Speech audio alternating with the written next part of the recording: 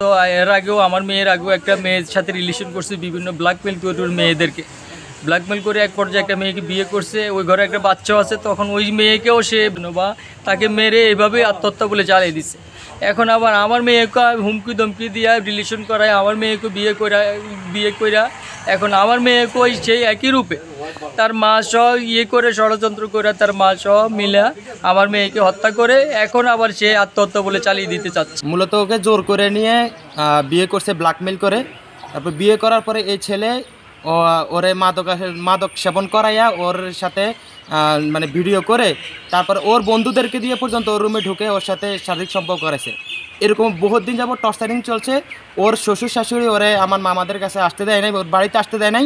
মামারে মেরে ফেলবো, ওরা আওয়ামী লীগের আর ওর মামা পুলিশের ঊর্ধ্বতন একজন কর্মকর্তা, ওনার ভয় দেখাইয়া মামারে মেরে ফেলবো। আওয়ামী লীগের ওখানের অনেক লোক আছে, ওদের ভয় দেখাইয়া ওরে এভাবে ওই বাড়িতে নিয়ে গত কিছুদিন ধরেই ছেলের মেয়ের বাবা মা আমাকে ইউনিয়নের সাবেক চেয়ারম্যান হিসেবে একাধিকবার নক করেছে যে তার মেয়েকে বিভিন্ন সময়ে শারীরিক এবং মানসিকভাবে নির্যাতন করত। তো এই বিষয়ে আমরা একাধিকবার ছেলের গার্ডিয়ানকে আমরা সতর্ক করেছি এবং বলেছি যে একটা মেয়েকে এইভাবে নির্যাতন না করে শান্তিপূর্ণভাবে যেন সংসার করে। মেয়েটা একটা মেধাবী ছাত্রী ছিল, সে দেশগাঁও ডিগ্রি কলেজ থেকে গত বছর গোল্ডেন A+ পেয়েছিল।